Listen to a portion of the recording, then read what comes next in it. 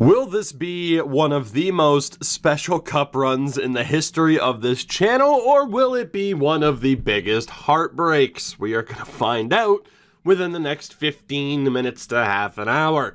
The Los Angeles Kings have made the Stanley Cup final. It's taken us less than 10 years to really just kind of ride the wave of momentum that we started with because of a pretty solid prospect pool. To this point, we've had some postseason disappointments. We've had to move on from certain people, but the ability to draft a Dylan Genther, to have Alex Turcotte handed to us, to get a Matthew Savoy was phenomenal. Of course, we started this team with Kapari, Anderson Dolan, Madden, and Iafallo. Thank you very much to the Vancouver Canucks. By the way, we end up drafting Rick Van Katterson, which never expected him to be as decent as he is. We still have a sole surviving heart of the team, and our captain, who hasn't even played, Anze Kopitar, our last link to the past, in a way, really. Defensively, I mean, we've had a lot of changes defensively. As it is, this defense core isn't exactly phenomenal. But thank God Vince Dunn is healthy. Cale Clegg, Bjorn Fott we start off with. Of course, we started off with Marcus Phillips as well. Really, I mean, all we did was add Dunn, and draft Marsh and Anisimov. I mean, you just need to capitalize on first-round picks, apparently. Although, if you look at Mo Marsh and say, see where he was drafted compared to what his overall is, it's a bit disappointing. But that's medium top 4 and medium top 6 forwards for you. However, you've already seen it because you know what the injury situation is. Carter Hart's hurt. He's hurt bad. He's out for the postseason. Brandon Kalanos, who was a goaltender that we acquired from the Montreal Canadiens after 13 regular season games and a lot of indecisions, which means Montreal's starter was terrible, but what else is new? We pick him up. He does all right with us, limited appearances, and now in this postseason, he had to take over. 4 games played, 2-2 record, a .910 save percentage. Somehow, some way, we made it out of the Western Conference final. But can this man stay healthy first and foremost, but pull off a miracle and beat the Pittsburgh Penguins in the Stanley Cup final? 2 of the most successful teams between 2009 and really 2018. Brandon Kalanos he's my hope. He's my hope. It's all on him. It is. It's all on him. And these beautiful, beautiful, nondescript goalie pads. Brandon, let's see your beautiful face, buddy. Right there. That's the face of a winner. He looks horrified. Not as horrified as I am, but he looks horrified. Look at that beautiful boy. He's going gray from the stress already. I know that feeling, pal. Oh, boy. Brandon, you're number 1. Not only a number, but in my heart. In all of our hearts. It's going to take all of us being together on this one. I'm not even going to talk about Pavel Francouz and whether or not he's the guy. Because he's not. He doesn't have to be. Brandon Kalanos is here because Carter Hart is hurt. Because we chose Carter Hart over Glebov. Call it the right decision or not, it looked like the right decision, and then he got hurt. But with a broken ankle, Carter Hart's done. It's all about Brandon Kalanos. It's all about this team. It's all about the game and how you play it. It's all about how drunk Lemmy is, and that determines how sensical his lyrics are. Let's take a look at the Pittsburgh Penguins and what we're up against here, because I have a feeling I'm on the verge of tears already, and I have a feeling it's going to be a bad time. I mean, yeah. Okay. Let's break this down here. Jake Gensel. I own a jersey of yours, pal. I know, I can't believe it either. Jake Gensel's on the top line. 92 overall, 20 points in 19 games, 12 goals, is getting paid handsomely. Perhaps rightfully so. He is centered by 38-year-old Sidney Crosby, who is a point-per-game player. Damn, still an 89. And Jason Zucker, who will not be a legitimate second liner, but obviously playing who he's playing with. He's being boosted up. He has 16 points. Clearly they do well on the power play because, two of them were minus players? I don't think Zucker... No, all three of them were minus players. So power play specialist for sure. Second line. Obviously that top line is scary as hell. Second line. Sam Poulin. I mean, a respectable 12 points in 19 games. Getting paid a decent amount. Centered by former Bruin, former Flame, Austin Czarnik. 12 points in 19 games. The 33-year-old... Good on him. And Troy Terry, 15 points in 19 games. They take a lot of penalties. Troy Terry is getting the man. 86 overall off of the morale as a depth forward. Same for Czarnik. That's insanity. Third line, Dryden Hunt's playing like an 87 right now because he has 19 points, or not 19 points, he has 19 games, but 17 points. Math is difficult. Sam Lafferty, also playing like an 86, but only 6 points. And then Brian Rust was 18 points. So the key here is that this team isn't exactly fantastic on paper, but they're all playing extremely well. The morale system is boosting them up. They're going to be difficult to beat because of the run that they're on. You have Luke Kunin on the fourth line with Rasmus Asplund and Tage Thompson. The defense, oh boy. Okay, first and foremost, to wrap that up, forward-wise, it's good. It's good.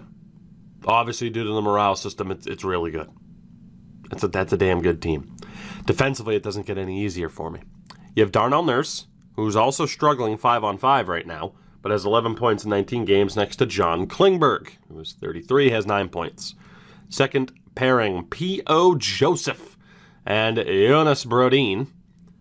So P.O. Joseph ended up back here in... actually, no, that's right. He ended up here in the Kessel deal. Why did I think he was a part of... I confused him with Kalen Addison for a second as someone who was a part of the deal with the Minnesota Wild. Probably because Jonas Brodin was right there.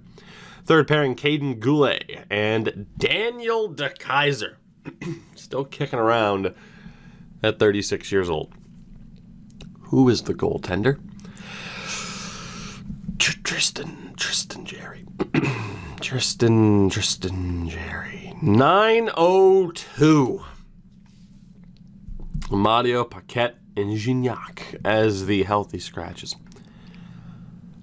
If there was ever a team that we could beat in the final, despite not having our starting goaltender, this is it.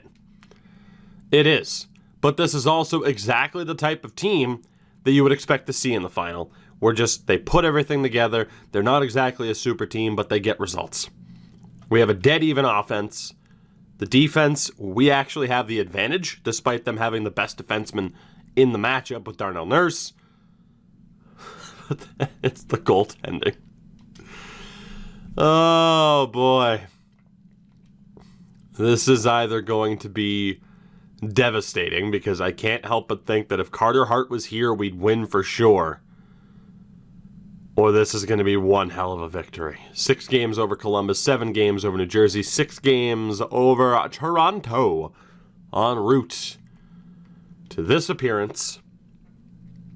And then we look as well, goals for per game at a 3.63. We're at a 4.5.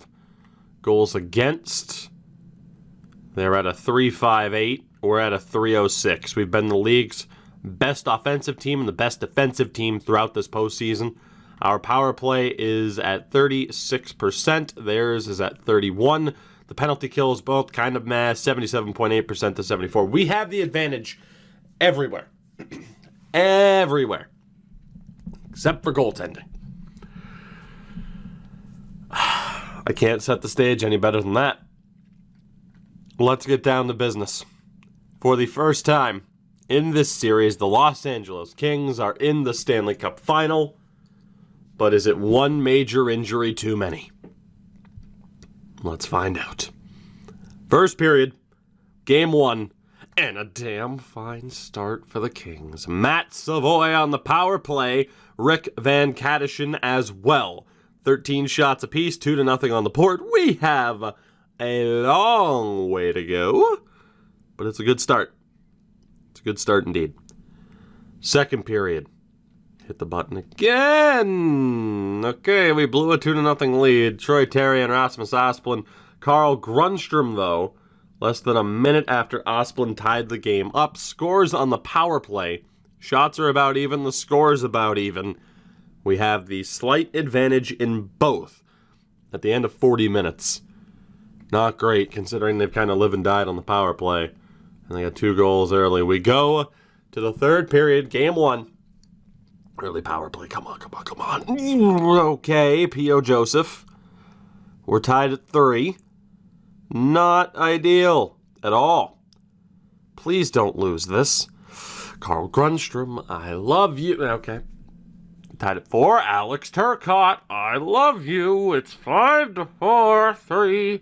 2 minutes. 1 minute. Please. Oh, thank God. It wasn't pretty.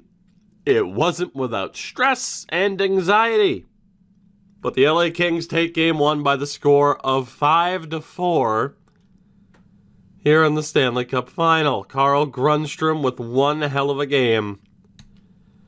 Defense and goaltending a concern, but a win is a win is a win is a win. Oh my God. We had a lot of minus players. That third line and that fourth line struggled. Brandon Kolanos struggled. But we got the job done. That is 1 win down. Oh boy. That's 1 win down. Come on. Game 2. We're going to keep the team the same. We're going to keep the team the same. Come on. First period of game 2, 1 goal apiece. Jason Zucker on the power play. Rasmus Kupari was able to tie it 6 minutes later. It's not too bad. They had the 18-11 shot advantage, but we're tied at 1. I'll take that. It's not a bad start. Second period. I will take that. Thank you, ma'am and or sir. Matt Luff. Followed by back-to-back power play goals, Tyler Madden and Alex Turcotte. Our power play continues to be tremendous. 4-1. A Leafs fans' favorite scoreline. I have to say that because yesterday was the anniversary of that game. 7 years, 7 beautiful years ago. We go to the third. Up by 3. Because of a dominant second period. Can we close this out? Please. Oh, God, please. Oh, boy. Dryden Hunt makes it a 2-goal game. Power play for Pittsburgh. Brandon. God, no. Brandon makes saves. Sam Poulin on the power play. We kill off that penalty. Dylan Genther. We're back up by 2. Come on. Rick Van Kadishin. We're back up by 3. 5 minutes to go. And somehow Tristan Jarry is allowing more goals than Brandon Colano. 6-3 final in game 2.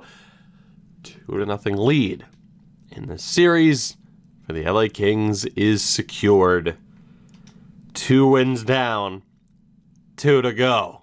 Turcotte, Van Kadishin, Grundstrom, Kupari, and Genther leading the way. Cale Clegg and Vince Dunn, a fantastic game. Martian Phillips still struggling a little bit, but we got the job done. Brandon Colano, certainly a better performance. He faced 42 shots, so clearly the more shots he faces, the better he does. We've scored 11 goals, outscored them 11-7 over the course of 2 games, but this is going to be the test. We go to Pittsburgh. PPG Paints Arena. Oh, boy. Is the home team trend going to rear its ugly head? Or are we going to be 1 game closer to accomplishing our goal? The lineup stays the same. Here we go. It's game 3. Can we do it? First period. Decent start. Rick Van Kadishin scored 48 seconds into the first period. Carl Grundstrom made it 2 on the power play, but some guy named Sidney Crosby gets the Penguins back into it. It's 2-1. I can imagine the real-life kind of pop from a crowd. Stanley Cup final in Pittsburgh, 38-year-old Sidney Crosby scores to make it a one-goal game. I can just hear the crowd reaction in my head, and it's fantastic. Except not in this instance, because, yeah. Second period. Okay, that's less than ideal. 2 goals in 17 seconds. You know, I deserve 17 seconds after bringing up Leafs fans earlier. That's totally on me. Sweet karma. Austin Czarnik and Sam Lafferty. The Penguins lead. It's 3-2. I think that's the first time they've led in this series. And if not, they only led for a short amount of time. We go to the third period down by 1.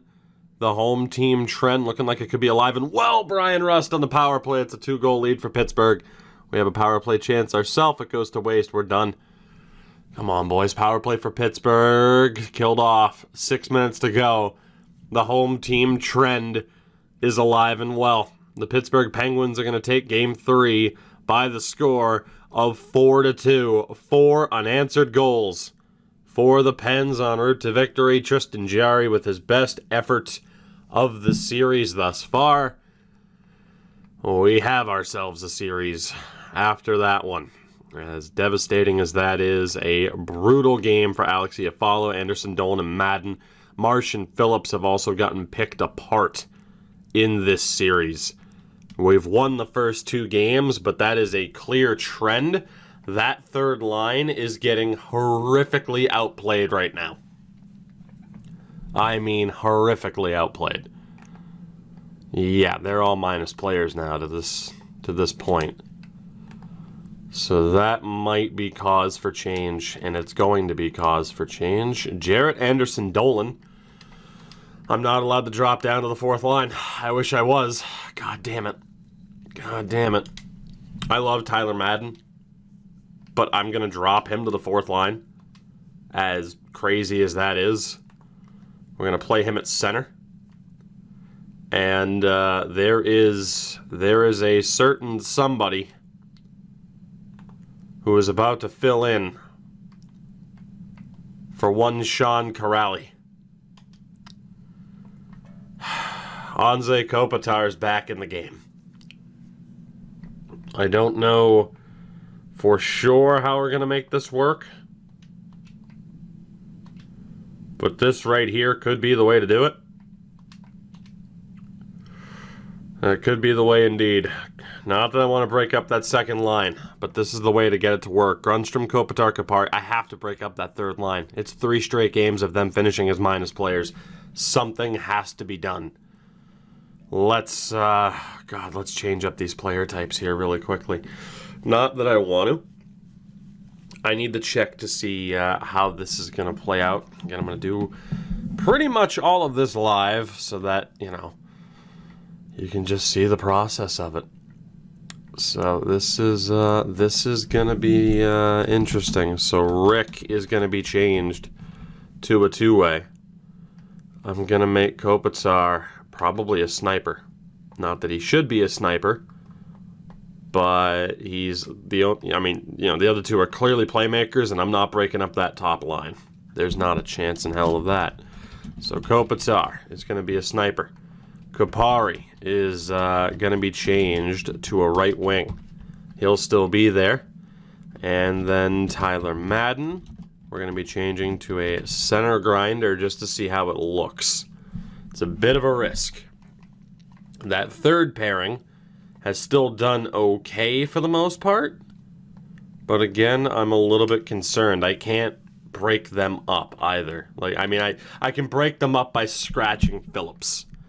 That's about all I can do. And at that point, it would be Jordan Spence that would have to slot in there. And he wasn't exactly a game changer once we gave him the opportunity. Sean Dursey wasn't great. So we'd be talking about Ned Patrick, former second-round pick. Just can't really skate all that well. Or Jalen Van Allen. So I'm going to give that third pairing one more chance.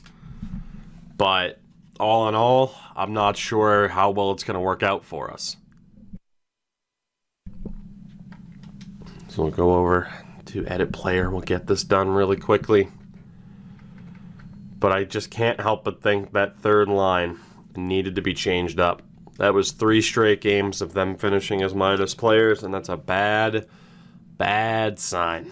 And again, I don't want to break up Marsh and Phillips and really change the lines too much from what got us here, or change the personnel. You know, changing the lines, that's just adapting to what the hell is happening in the series. I don't view that as a negative, let alone getting Anze Kopitar factored into this series. You had a feeling one way or another he'd find his way back into the lineup. It's Anze Kopitar, after all. Oh boy, but this isn't the way I thought it would go down. So all of that's fine. That right-hand side, we got to switch up Van Kadishin, try to get that chemistry boost on that third line. Again, I still feel confident with skill, defensively responsible, and physical for the line combinations. It's worked pretty well for us rather than skill, physicality for the forward breakdown. I feel a little bit weird. I can't change Tyler Madden to a grinder and still leave him on the power play, though. That's kind of the issue. And he's been a ringer. He has been a ringer for us on the power play. He's done a great job in terms of putting up goals. So if we do slot out Mr. Madden, it's going to have to be Kopitar that takes over on the power play. So I have to see if this is worth it. But Tyler Madden could bring a kickstart to that fourth line's offense. It's a strong +3. Van Kadishin is a two-way. Actually drops the chemistry of that third line again. Very interesting. I said I didn't want to run skill, physicality, but it could work. Either that or I just change Van Kadishin back to a power forward. It's pretty much what we're looking at. Iafallo, I wonder if we have Iafallo as a playmaker, Van Kadishin as a power forward, how that looks. Now, look, I know we're up 2-1 in this series and we're making changes, but I stand by it. I'll live and die by it. It was necessary. Or perhaps having to change a bit too much due to the limitations of the series. If it was up to me, I would have or could have probably just put in Kopitar on the fourth line, but we know that doesn't work. So for me, it's worth these extra changes. Because we know that fourth line combination doesn't work. So we had to go with something else. That third line was brutal. If it wasn't for the limitations of the series, which was, of course, designed to make this more difficult to succeed, I would have done things a little bit differently. But for now, this should suffice. And we still, at the end of the day, have the talent to pull this off. It's not that Sean Kuraly was particularly bad, but clearly something had to be done. So let's see what the third line looks like now, because we have to make that change. And we'll take it from there. So what are we dealing with if we look at line chemistry now? Okay, I'm good with that. So again, we take out Kuraly. He hasn't been particularly bad. He's actually been pretty good. But he's the clear guy to take out. He's the clear guy to take out if we're going to change up the team. I mean, it makes... Again, if this combination of players worked on the fourth line, it would be easy. But we know they don't work.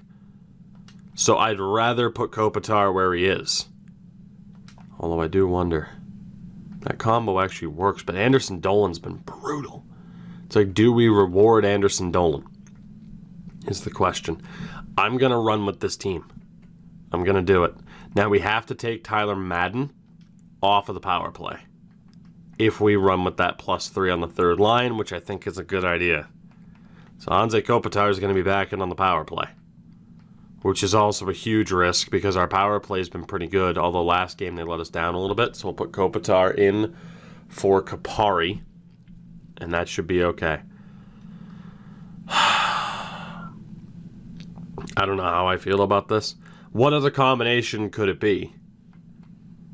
You know, that fourth line, we leave that the same, sure, but then third line, I mean, I guess we could have just simply tried the Madden Van Kadishin swap. We could have kept it a little bit simple, I do suppose. Keep Kuraly in, say Kopitar's Kuraly, and go with a switch like that. I mean, that certainly could have worked. I mean, ideally, though, without limitations, it's Anderson Dolan down to the fourth line. We're going to try this. I don't know if it's going to work, but we're going to find out one way or another. It might be too drastic of a set of changes. We're going to find out one way or another. Game 4 in Pittsburgh, we're throwing something completely different at the wall to see what sticks. Either the home team trend is going to continue, or we're going to have a chance to win it all in Game 5 on home ice. First period. Tyler Madden can still score. So we've discovered that. Without being on the power play and on the fourth line, Tyler Madden is still capable of scoring. So I no longer feel bad about that. Brian Rust makes it 2-1. Kupari makes it 3-1. Jason Zucker 3-2. So can Kupari put up points on the right wing? Yes. Can Tyler Madden put up points on the fourth line? Yes. Second period. We're tied at 3. Sidney Crosby.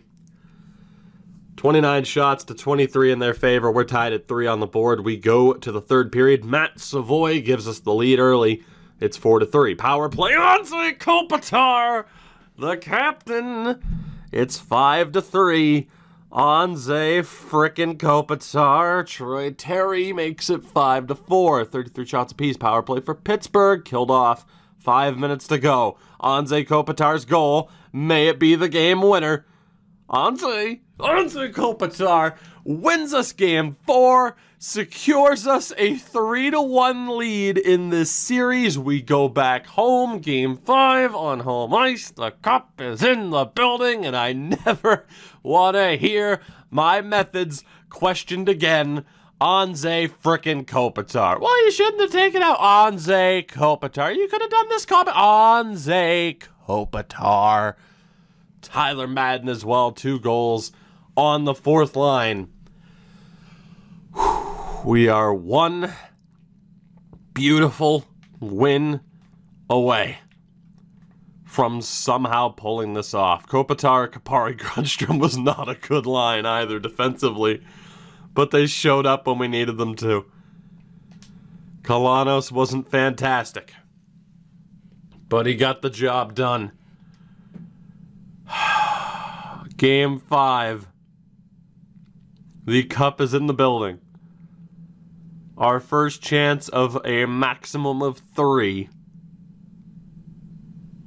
The team will stay the same.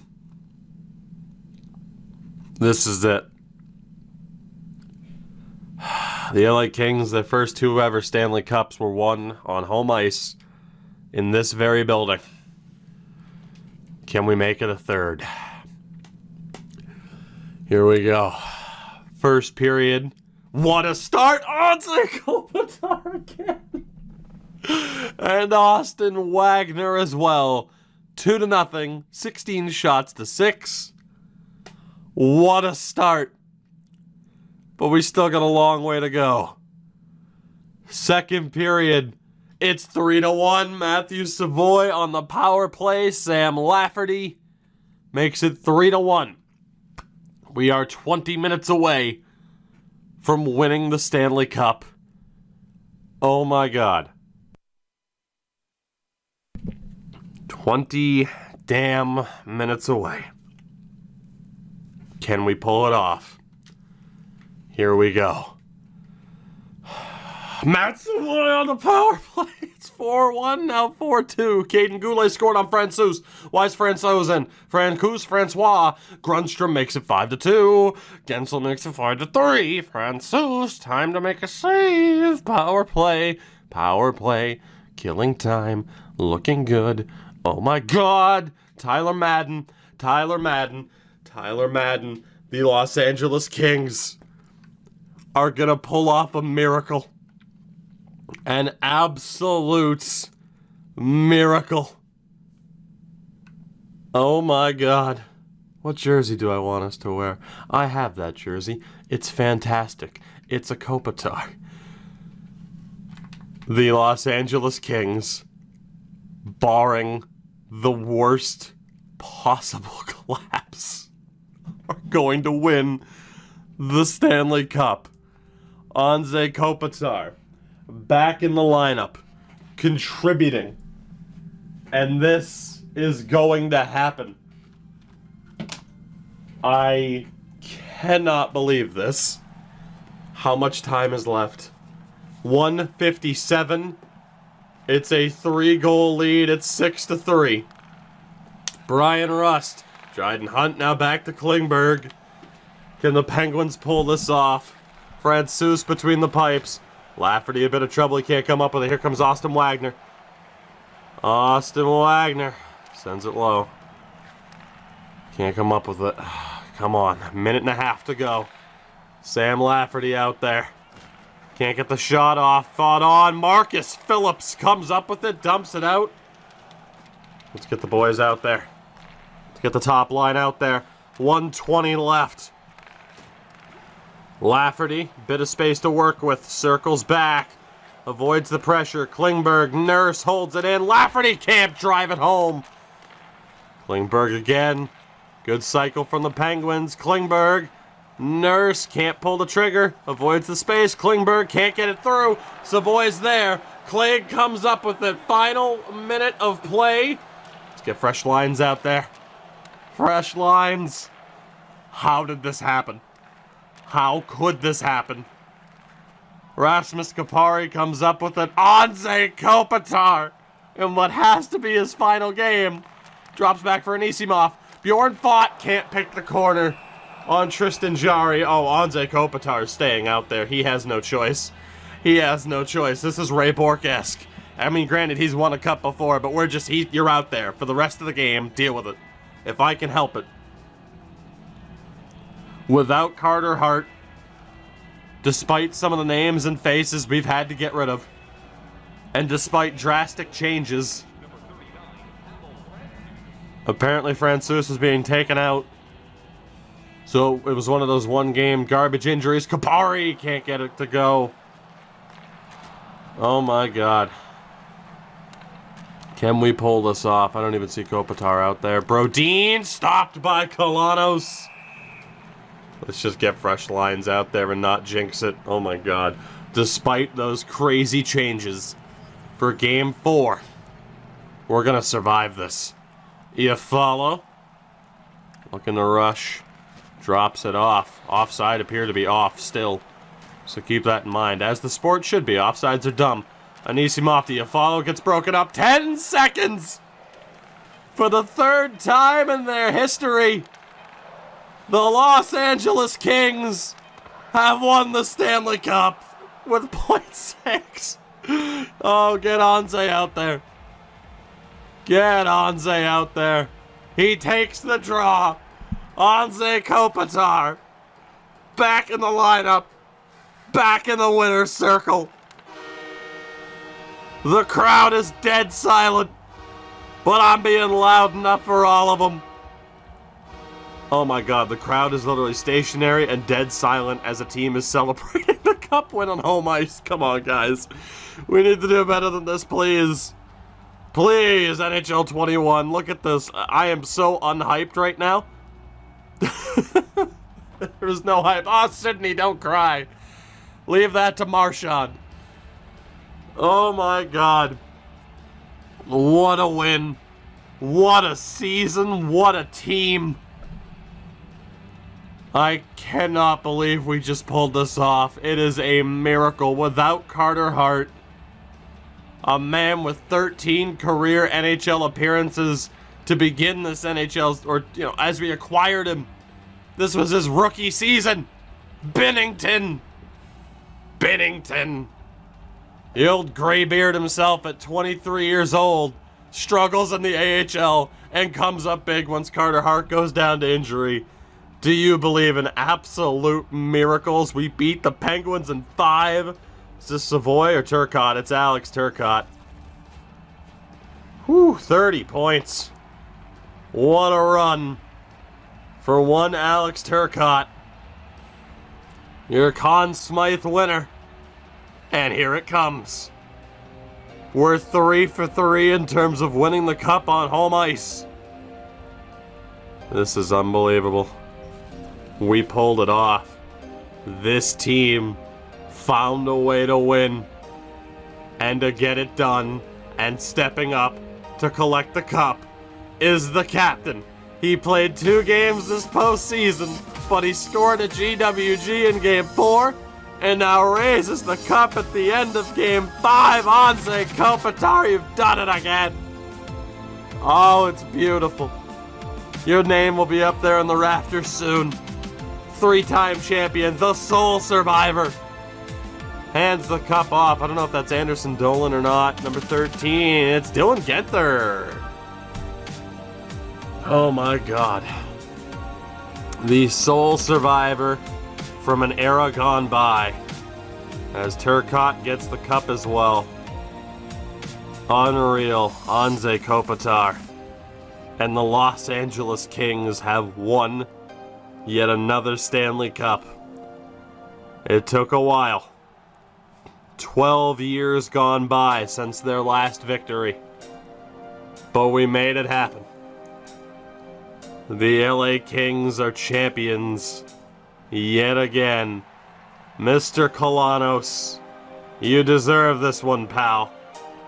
My goodness. Jordan Binnington, eat your heart out. Brandon Kalanos helps lead the LA Kings to victory in what might be Anze Kopitar's last ride. The Los Angeles Kings have done it, beating Pittsburgh in 5 games to claim the Stanley Cup. 2 goals for Matt Savoy. Tyler Madden scored 3 goals in the last 2 games after being put on the 4th line. Not necessarily a demotion, but more of a, hey, we need to put other people in a position to succeed because we know you can. And he did. Unbelievable. Dylan Guenther, 28 points in 21 games at 23 years old. He is due for a big-time contract, but I don't want to think about that right now.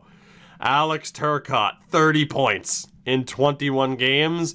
He is due for a big-time contract. I don't want to talk about it, although to answer your question, yes, this series is going to continue because I'm not done roster editing yet, so the new series aren't starting quite yet. Matt Savoy, 25 points, is due for a new contract. If there was a year to win the cup for us, this was it. Carl Grundstrom. Remember when I elected to not get rid of Carl Grundstrom? Controversial as it may be, his overall's inflated. You should have taken the return that you could have got for him. Well, we held on to him. He put up 29 points in 21 damn games and is worth every penny that we are paying him. Even if we have to trade him this year, which I'll have to double check the no trades. Anze Kopitar, 2 goals in 2 games. Please retire as a champion. Please.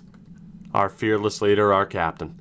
Rasmus Kupari, 28 points in 21 games. There was a time where the comment section or the chat, where the viewers, the lovely folks, wanted you gone after a rough rookie season. We held on to you, really just out of kind of the hand that was dealt, but it worked.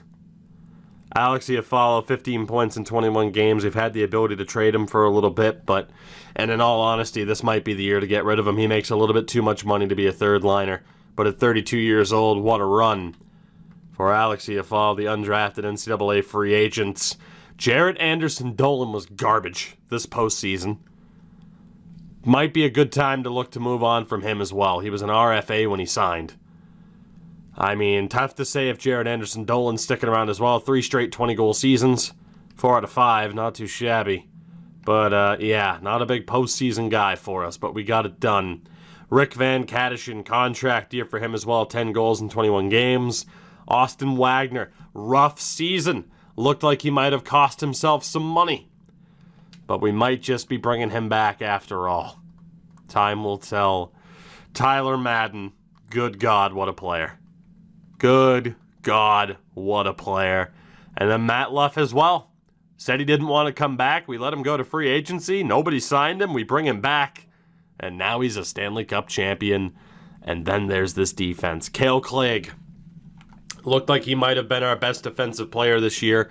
Solid for the amount of minutes logged with 8 points, but a big difference maker was Vince Dunn. He missed 3 games in the last series, but my God, 24 minutes a night, what a player. Toby Bjornfot as well. Chance to get rid of him in the past. We hold on to him. He was a plus 14 next to Jakub Anisimov. What a player as well, and his career's just getting going as an elite defensive defenseman.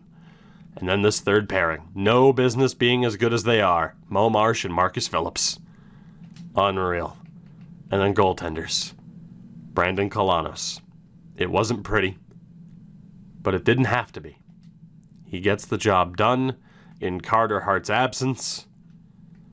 Sean Corrali didn't deserve to be scratched, but he had to be. Of course, we gave him one of those big-time contracts to fill up cap space, and it all worked out. The Los Angeles Kings are Stanley Cup champions yet again. That sets the stage for a very interesting offseason as the Stockton Heat go on to win the Calder Cup. Award-wise, we already know. There you see it. Another Western Conference Stanley Cup winner. I mean, we didn't win the President's Trophy, but we survived San Jose. Brock Besser wins the Art Ross. Jack Hughes won the Hart. Torrey Krug the Norris. Pedersen the Lady Byng. The Calder went to Braden Yeager. Conn Smythe to Alex Turcotte. The Vezina to Carter Hart, as well as the Jennings. That's how big of a player we lost. Mason Millman won the Masterton. Good stuff. Cody Glass, Selke, Jack Hughes, to Ted Lindsay, and Lannon, the Rocket Richard. Does he have a laser beam of a shot? He might. The most points, Kuzmantis did really well. Stockton had a ridiculous team. Clearly. But you know who else had a ridiculous team? Your Stanley Cup champions, the Los Angeles Kings. With that, we call it a day. I will see you in the next one because, again, there has to be a next one. But it's going to be very intriguing to see what this team looks like next year. Will our fearless captain be here? Time will tell. But the team's going to change a lot. That was our window, and I think we won it just in time.